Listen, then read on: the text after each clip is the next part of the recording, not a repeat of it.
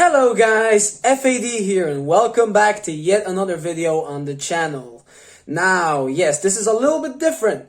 Well, actually it's not. It's a bit of a throwback actually here today. So, I'm here with my face on camera again.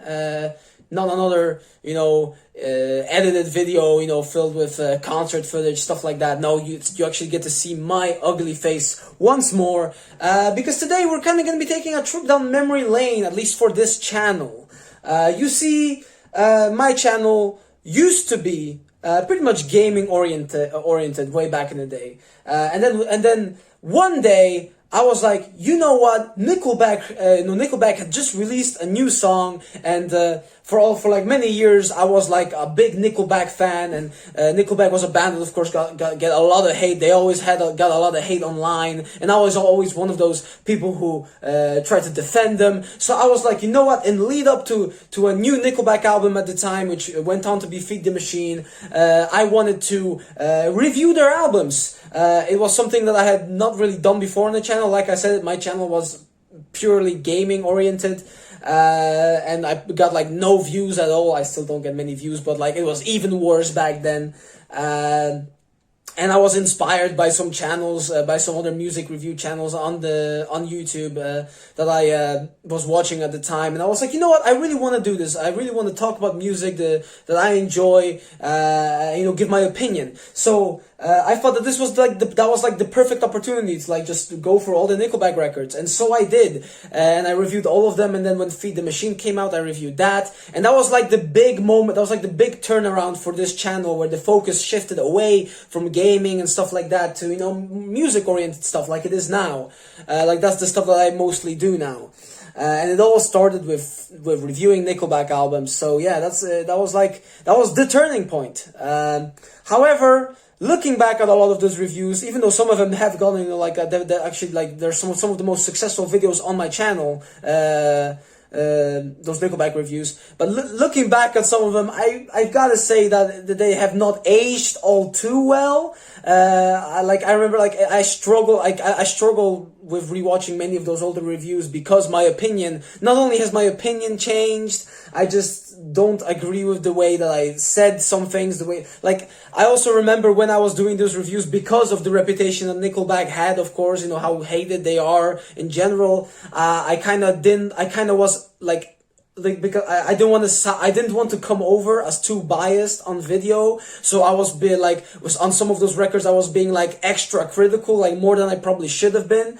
I didn't just review the album, I didn't give my opinion for what it was. I was trying to filter it so that it kind of fit in with what the general public would think, and stuff like that. So yeah, looking back, those videos have not aged too well. I disagree with some of the stuff I said, and yeah, so I thought that because of that, I would, take, like I said at the beginning of this, I would take a trip down memory lane and go back through those Nickelback albums. But I'm not gonna review them all one by one again. That takes too much effort. I will probably review the next Nickelback album whenever that comes out, of course, because I mean, just out of principle, surely. But what I'm gonna do today is I'm gonna go back, take a look at Nickelback's discography, and today I'm gonna rank them worst to best. Yes, so in a way I'm gonna give my renewed, fresh opinions that I had that I actually agree with now. Even though probably in a year or two I'm probably gonna disagree with the opinions from this video anyway. But for now for now at least I'll agree with the things I'll say. So I'll go back through their albums and and tell you what I think of them now. So it's like a quicker way of going through their discography instead of reviewing every single album. I'll just rank them. Yeah, and I thought that this was also a nice opportunity to bring back this old setup where I talk right to the camera here at my desk instead of all that fancy editing stuff. Because this is, of course, how this all started. This is how I really started this, talking to the camera thing. Because, of course, before that, I was doing shitty Let's Plays, recording my television with my phone or my webcam, whatever. Those were ratchet times. But yeah, so like I said, again, just a little nostalgia trip. I mean, I say nostalgia like it doesn't feel like it was that long ago, but then again, it was. It actually is. You know, it's actually been like what 3 years since those reviews. So yeah, it's actually been quite some time. Yeah, 3 years because Feed the Machine came out in 2017, I believe. God, yeah, time flies. But without any further ado, that was the much too long intro. Yeah, I don't know, stuff like this always happens. I'm just gonna get into it. So Nickelback has of course released 9 studio albums in total. So we're gonna start off with number 9, which is Curb, the band's debut. Now, this was always gonna come in last, and it's not really the album's fault. I mean, it was the band's very first album. It's very rough around the edges, of course. The band had not found their sound yet. There are a lot of grunge. There's a big grunge influence on this. It's a totally different sound from what Nickelback would later do, of course. A lot more underground feeling. And yeah, like the production is very rough as well. And overall, it's just, there's not that many memorable moments on here. But that's not to say that it's all bad. Like, I do still like this album. I want to make clear, I am a Nickelback fan, and I mean, they're one of the bands that really got me into rock, like just like really got me into music in general. Like I used to really like music, but like Nickelback like was one of the like rock bands where I was like, yes, I love rock music, and they were like my doorway into like finding so much different stuff, you know. So yeah, they will always hold a special place in my heart for that. And yeah, I'm a Nickelback fan, and I do like every single Nickelback album. But so yeah, even this album, their very first, which comes in at last place, I do still enjoy it. There's a lot of there's still some good stuff on here, you know. I really like the guitar work. There's a bunch of catchy riffs on here. Let's see, some great songs. Let's see, off the top of my head, Little Friend, Pusher, Where, Falls Back On, Just For, which would later be remade for their Silver Side Up album. So there's a lot to like here. It's just that compared to, you know, the band's later work and, you know, how they would mature and stuff like that, it is their worst work. But I mean, it's nothing. How do I say it? It's completely fair, you know. You can't be too harsh on it. It's like I said, band's very first release, 1996. You can't expect too much. And yeah, what else can I say? The drums on this album were also a little Saint Angry, which could be a problem for some people. But yeah, overall, it's a much different album from anything else that the band would go on to make. I mean, they would kind of stick to this sound early in their career, but of course, eventually, when the band got big, they completely changed their approach. But yeah, number 9, Curb. Of course, no, my least favorite album, but there's still some stuff to like here. Yeah, that's that. Moving on, and this might be a bit of a crazy pick, but we got Here and Now. Now, yes, Here and Now, the band's 2011 album. Looking back, in my review, I was pretty damn harsh on this album. Probably too harsh. I mean, I do still agree that this album was a step down. I do agree that overall it is a less memorable release, that even for Nickelback standards has, you know, more fillers scattered about. But but also in the video, I didn't really mention that there's also a lot that you can appreciate on this record as well. It's not all bad. Like, okay, like I said, all those bad, like it's a terrible start. I know, like saying that it's a step down, it's less memorable. But there's also a lot to like on this record. I mean, I've kind of had a weird relationship with this entire album because I remember like way back in the day. At first, I also really didn't like it. I mean, I was like, I didn't really care too much for it. Then there was like a period where I really liked it. Like I really did really like this album. And then that kind of started fading away. And then that was when I did the review, and you catch my drift. It's just kind of been all over the place, up and down. A bit of a love-hate relationship. But overall, It's just a very by the numbers Nickelback album. It's kind of like Nickelback had their checklist of things that they had to include in their albums. They had their formula down, and they're like, okay, we have to get a song about sex. We have to get an emotional ballad, something about love, something badass. Like the Nickelback formula, and they were just like, they were just checking things off as they were making it. So it was like, it's very by the numbers, and all the stuff that's done here has been done better by the band on other albums. Again, it all sounds very negative, but bear with me. There's still a lot to like on this album. I mean, the album opener, This Means War, it's a kick-ass track. What else is on here? Bottoms Up, even though it's kind of a less memorable Burn It to the Ground, it's still very catchy, and definitely one of my favorites on this record. When We Stand Together was a big hit for the band. I never really was too big on it, but I can see why people like it.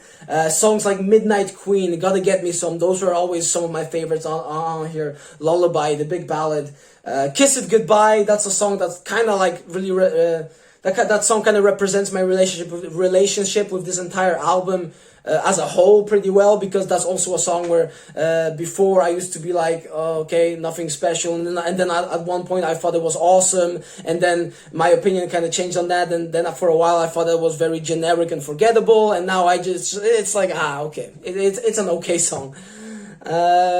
I do also have to mention Trying Not to Love You. That's one of the best ballads I think Nickelback have ever done. I just really like the way it's written. It's simple, but it comes over very genuine, and it's just a nice song. Also, Holding On to Heaven, a fun story about that song. Of course, it's a good song, but a fun little story is that years ago, like way back, I remember I was actually I was writing this cringy love note for a crush of mine, and I actually just wrote down lyrics from Holding On to Heaven, in this weird shaped paper which was supposed to resemble a heart, but it didn't look like it was absolutely terrible. But yeah, this is a fun story for y'all, and yeah, I do still like that song. Again, I like the writing. It comes over very genuine.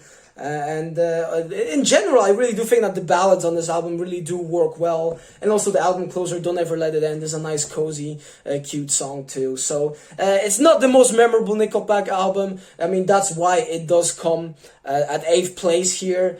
So it's not one of my favorite Nickelback records, but I do want to make clear that I definitely do not hate this record, and I do like it for what it is. Like I said, it's just like another Nickelback album, you know. It's like, okay, I'll take it. It's like I'm not gonna hate it. I'm gonna like it because, you know, I like Nickelback. I like their formula, but it's not gonna like make me like feel like super happy or anything, you know.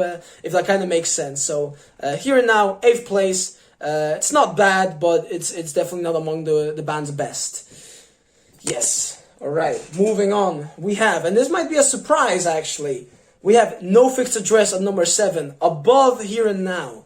Now, yeah, this album, it's a complicated one.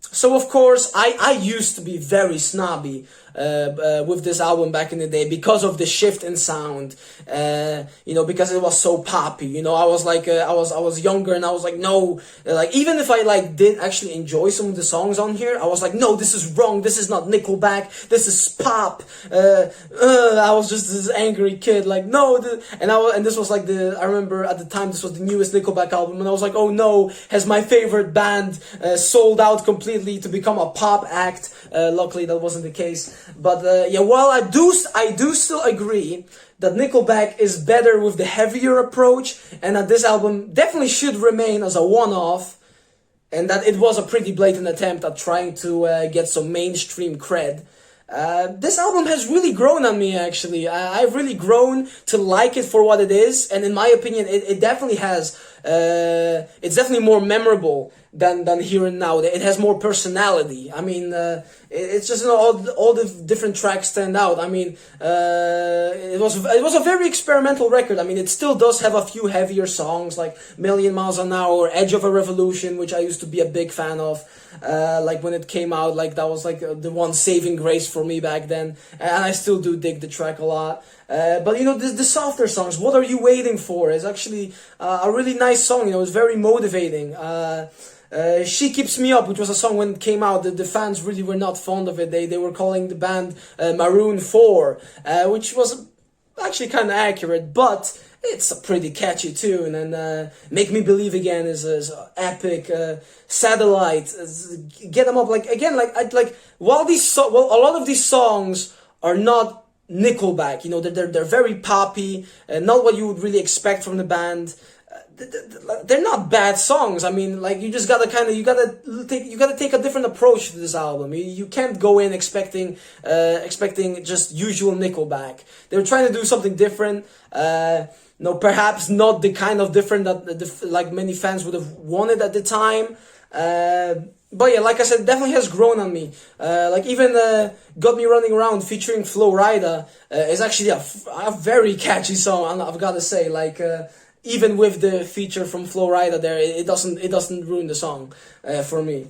Also, The Hammer's Coming Down, I have to give a special mention to that, since that's like one of the songs where even back in the day I couldn't really deny how epic it was. I really was a big fan. Like the build up, it was like battle music almost. Had this big grand epic feeling behind it every time that chorus kicked in. So like I said, so again, album has grown on me. It's still not among my favorites, of course, but.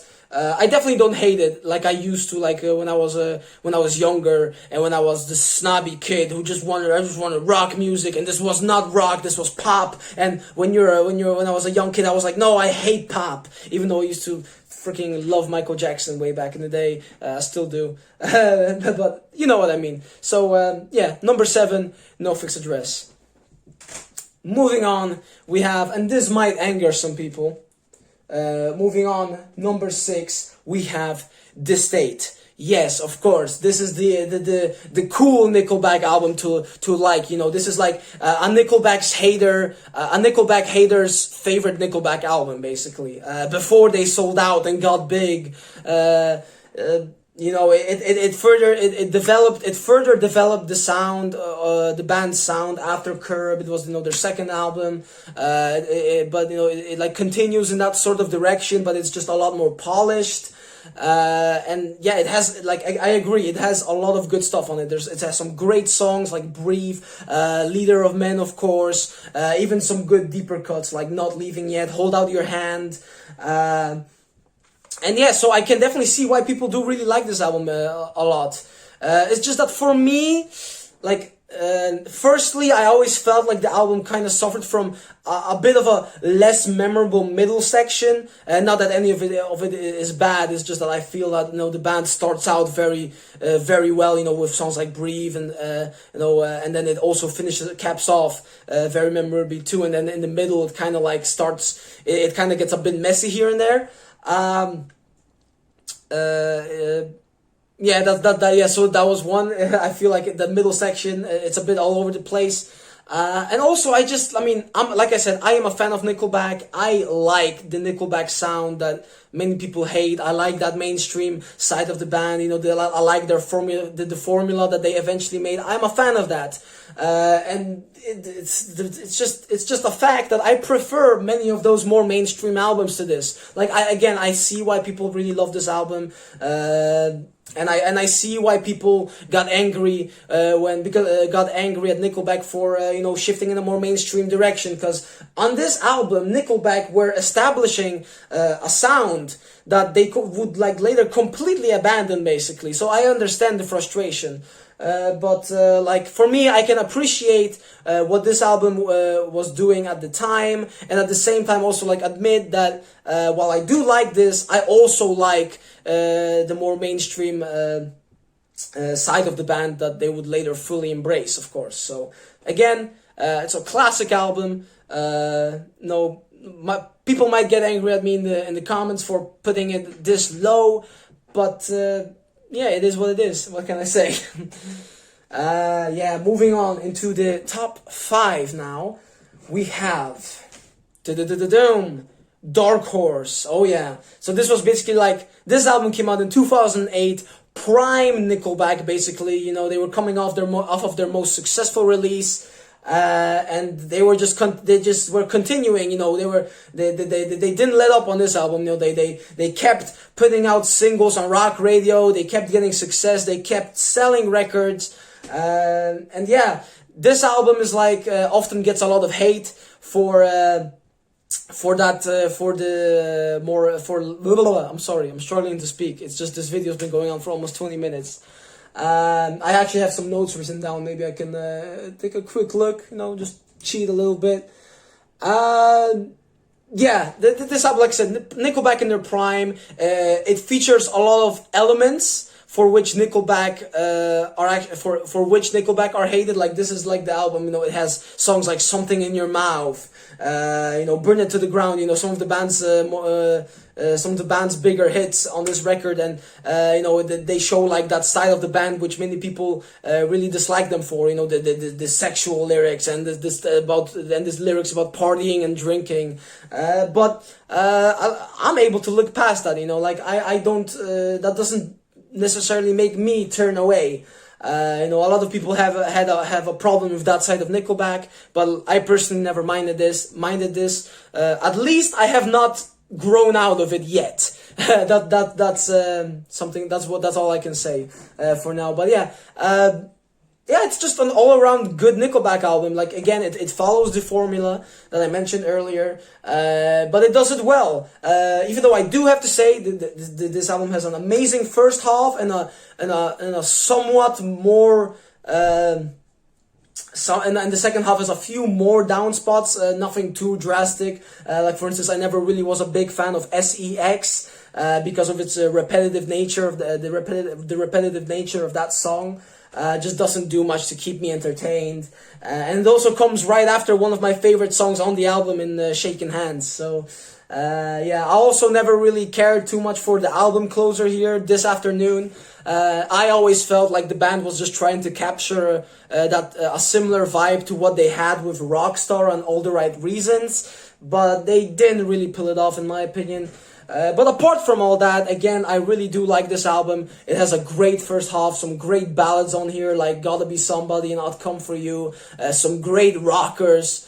Just to Get High is actually one of the best Nickelback songs. It's very underrated. And actually, for all the people that like have problems with like Nickelback's songwriting, it's actually a very serious song about a best friend who went down the wrong path in life, got addicted to drugs and how they threw their life away, basically. So it's a very deep song. It has a killer guitar solo in it as well. So that's definitely one song I can recommend. It's kind of funny how it's like in the middle of an album that otherwise is known for being filled with songs about sex and women and partying. So yeah, that's kind of funny to me. But yeah, Dark Horse, number 5. Again, just a solid Nickelback album, very solid. And yeah, wow, I was actually I don't know if you saw that there. I was just kind of like getting ready for like a cutaway, even though so far this entire video has just kind of been one take. I don't know. I'm losing my mind. Whatever. We're down to the top 4. So in 4th spot, we have the one and only Silver Side Up. The band's breakout album, of course, the one featuring How You Remind Me, this song that made the band big.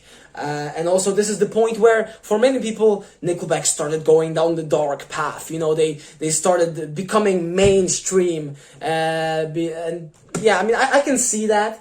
However, at the same time, okay, I can see that the band, started, becoming mainstream. I do feel that this album still does have that early Nickelback feel to it. This album is a lot darker, both musically and lyrically, than anything the band would go on to make. Of course, the album opener, Never Again, is about domestic abuse. You've got the single Too Bad, which is about a father leaving his wife and son, based on Chad Kroeger's real life, actually.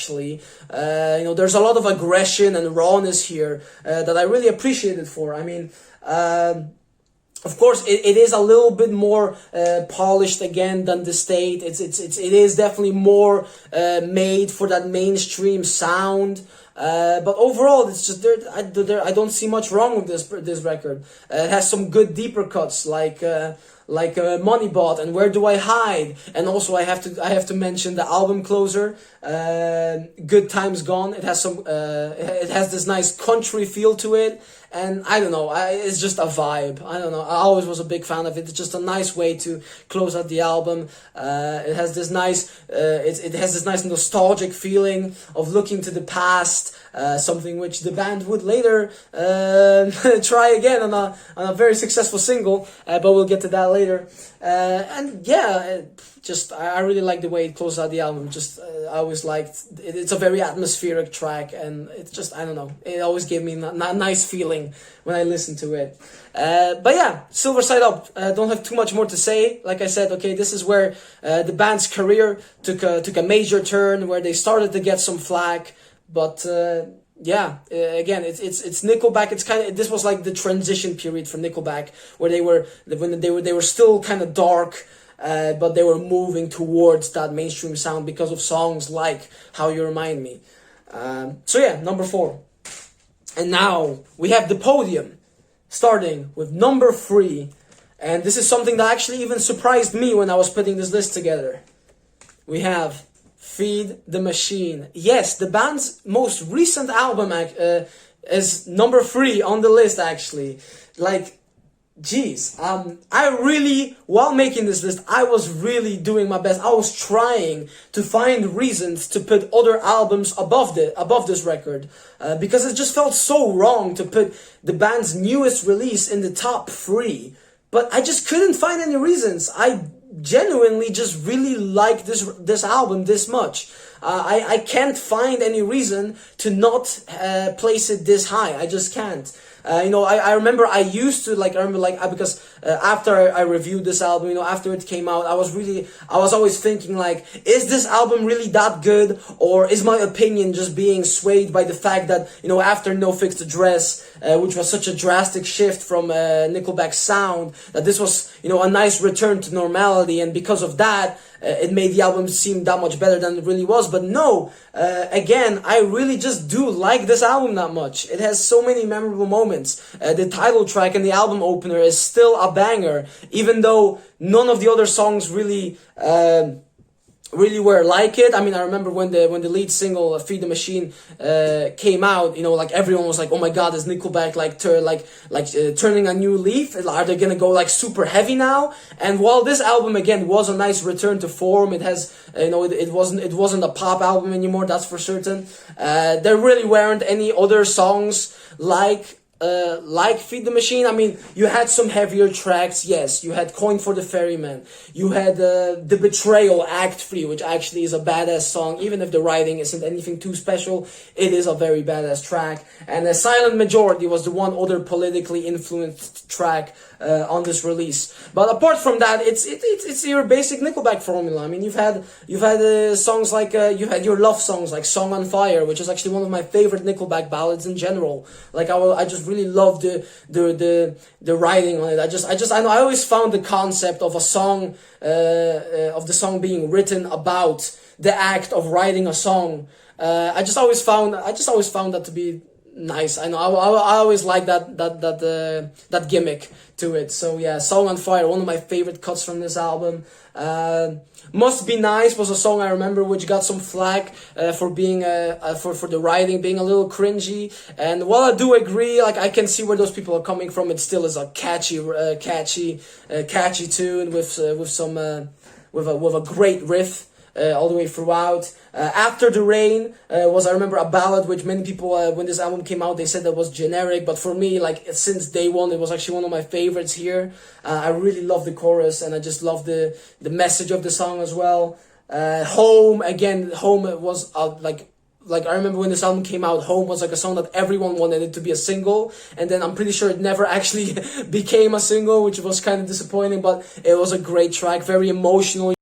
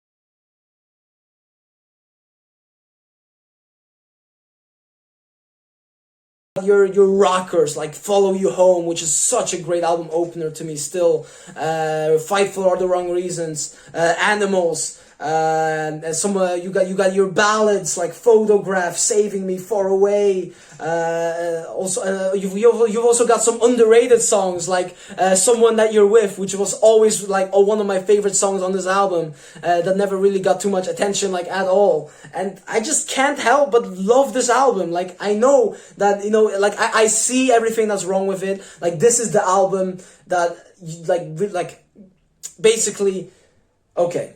Let me put it this way. Did the writing take a step back here? Yes. Did Nickelback start using a formula that they would also reuse on later albums on this record? Yes. But I can't help but still love it. It's just such a fun album front to back. It's just, I always have a good time listening to it, It's just a nice listen. It has amazing production, something that the band is now known for, and it's actually another one of the things that the band often gets called out for, even because people call them overproduced. But yeah, this is like the go-to Nickelback album, I feel. This is of course, like I said, their most successful ones. It has a lot of their hits. This is like the Nickelback album. What else can I say? So I know I should hate it. Like the writing on it, like I said, it did take a step back. Like this is where the band really started to get some flack for their songwriting because on songs like Animals, of course, and Follow You Home, because that song was like about stalking a girl. And also Rockstar, the album closer, got a lot of, like, became a meme basically. But yeah, I just can't help but like this album. I've said that sentence like 10 times already, I'm pretty sure. But yeah, that's just how it is. All the Right Reasons, my second favorite Nickelback album. You can say what you want. I will never not love this album. It will never not hold a special place in my heart. And that's why it's number 2. But there is still one album that comes above it for me. And I feel like it's pretty obvious at this point. There's only one album left. And yeah, my number 1, my favorite Nickelback album, The Long Road. Yes. If there's one thing that still hasn't changed, it's that The Long Road is, in my opinion, still is the best Nickelback album. Just overall, front to back, it perfectly captures all the different sides of the band. It was made in that transitional period from, their earlier, more raw, an aggressive sound, with Silver Side Up, to their more mainstream approach and All the Right Reasons. It was released right in between that, so it basically captures the best of both worlds. It has the darker elements, but it also has that more radio friendly sound of the later albums too. Like the big single from Here Someday, one of Nickelback's biggest hits. But like at the same time, it has some great hard-hitting rockers like Flat on the Floor, Throw Yourself Away, Because of You, Figured You Out, which is actually one of those songs where Figured You Out was one of the first Nickelback songs that really took that more sexual approach. It was basically the song, the gateway for Nickelback to move into songs like Animals, Something in Your Mouth, stuff like that. Yeah, that was like the song where it all started, with that opening line, I like your pants around your feet. And yeah, so like, just this album does everything right, front to back. There's not a single song that I don't love here. Do This Anymore, again, the second track as well. It's just again a very underrated song in my opinion. The album closer, See You at the Show. It's just such a vibe as well, man. I don't think I can quite put it into words how much I actually really do like this album. But like I said, it just perfectly captures all the sides of Nickelback in a really balanced way. It has the ballads, it has I can't speak today. I'm just stuttering all over the place. But I just love this album this much, guys.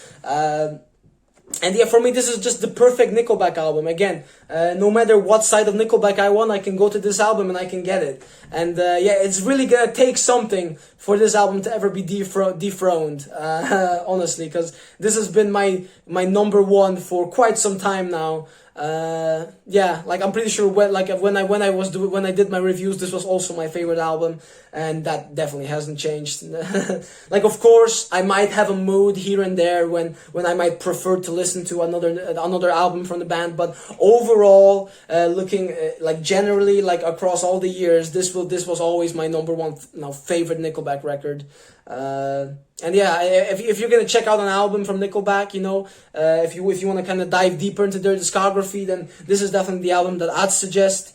Yeah, like I said, it just perfectly captures anything that you need to. It just describes Nickelback very well. It shows you everything that they have to offer very nicely, and yeah, it was also the last album to feature Ryan Vickedal on drums before Daniel Adair joined, but.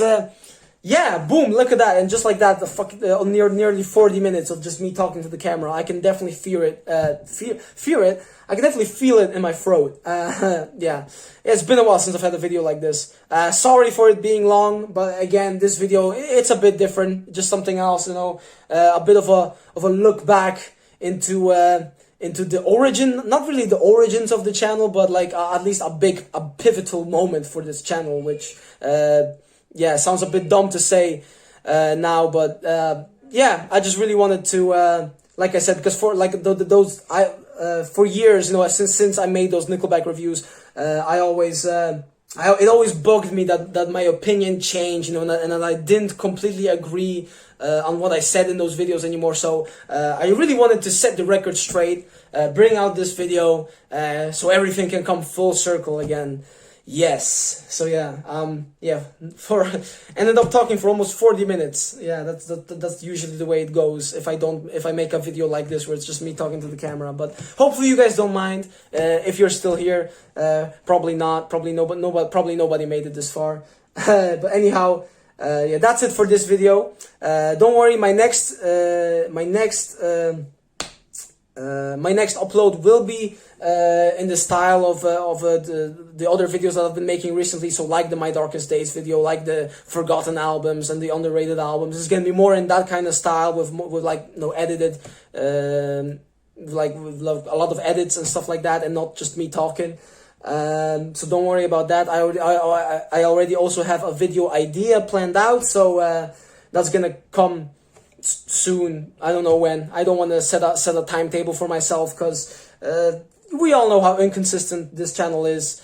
I'll just be happy if I get the video out before the end of the year, to be honest. So that's it for this video.